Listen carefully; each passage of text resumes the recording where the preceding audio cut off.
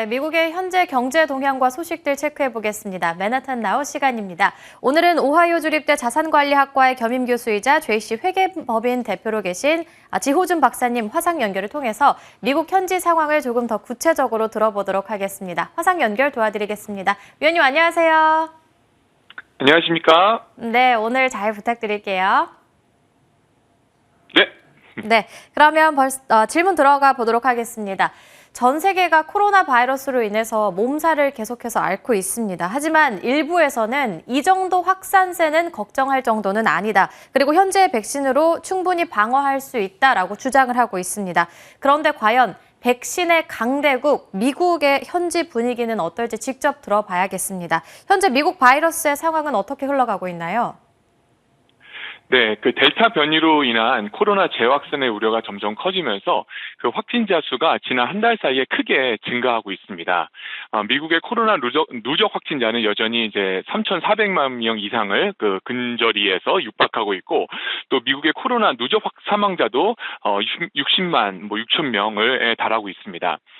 특히 지난 6월에는 하루 확진자가 이제 8,000명 이하를 밑돌기도 했었는데 6월 말 이후부터 꾸준히 확진자가 늘었으면서 며칠 전인 7월 15, 16일 경에는 4만 명을 넘어서기도 했습니다.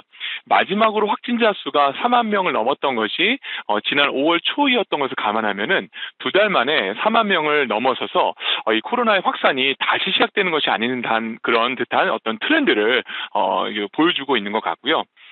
그런데 안타깝게도 이제 백신 접종은 여전히 그 미국에서도 제자리 걸음을 하고 있습니다. 그 미국의 18세 이상의 성인 가운데 백신 접종 이상을 한 번 이상 마친 사람은 전체 인구의 약 한 1억 8천 명 정도, 한 65% 정도 되고요. 그러나 여전히 그 지역에 따라서 또는 나이, 연령에 따라서 백신 접종에 있어 이렇게 차이를 보여주고 있습니다. 특별히 그 연령별 차이가 점점 시간이 갈수록 더 커지는데, 상대적으로 위험군에 속하는 65세 이상의 성인의 경우에는 91% 이상을 이 인구가 그 한 번 이상 백신 접종을 모두 마친 반면에 18세에서 25세 사이의 젊은 층은 51%, 50% 정도밖에 안 되는 그런 사람들만이 그 1차 백신 접종을 완료한 상황이고요. 이제 상황이 이렇다 보니 지난주부터 이제 바이든 대통령을 비롯해서 보건 당국에서 이렇게 그 특정 소셜 미디어를 지목하면서까지도 백신 접종에 대한 어떤 허위 정보 확산을 대한 우려를 계속적으로 표명하고 있는 그런 상황입니다. 심지어는 그 꽤 강한 어조로 페이스북 등의 소셜 미디어들 회사들에게 더 적극적인 대응을 하라라고 정부에서 이제 압박을 하고 있는 그런 상황이고요. 아무래도 이제 소셜 미디어에 직접적인 영향을 받는 이 젊은 층과 또 이 낮은 백신 접종률 사이에 그 상관관계가 있다라고 정부에서 판단을 하고 있는 그런 것 같다라고 생각을 합니다. 네, 델타 변이 바이러스로 인한 우려가 계속해서 고조되고 있다 말씀해 주셨습니다.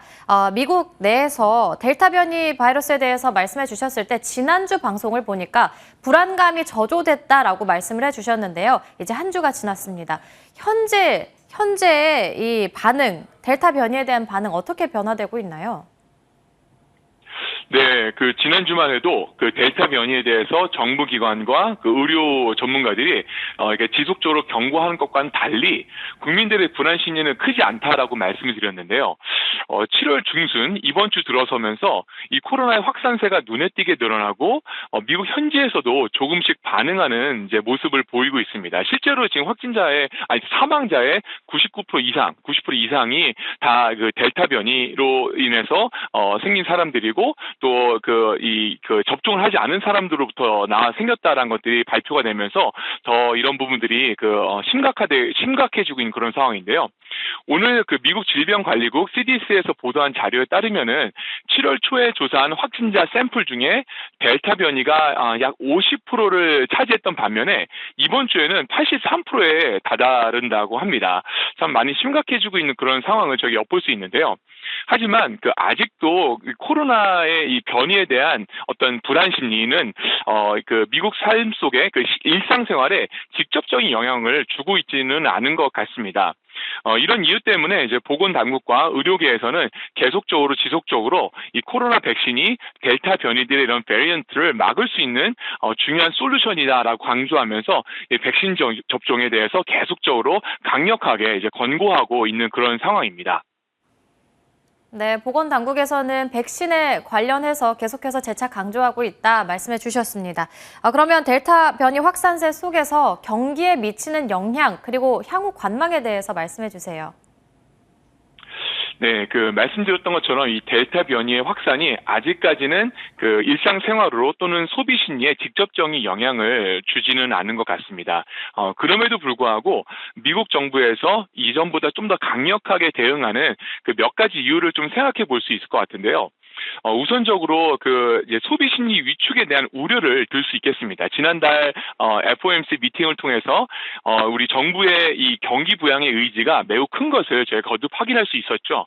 이 델타 변이를 시작으로 코로나의 재확산이 우려가 늘어가면서 결국에는 소비 심리의 위축까지 영향을 줄 수 있다는 점이 아마 정부가 가장 크게 고민하는 그런 요소들 중에 하나인 것 같습니다. 또 하나의 관점으로는 앞으로 한 달 뒤에 8월 말부터는 초, 중, 고 대학교가 소위 백투스쿨이라고 하는 개학 시즌이 시작되게 됩니다. 전국 각지에서 여름방학을 마치고 이제 휴가를 마치고 돌아오는 이 학생들과 또 8월 새 학기를 맞이하는 신입생들이 이 코로나의 재확산에 적지 않게 영향을 줄 것은 아무래도 어렵지 않게 저희가 예상을 할 수 있겠죠.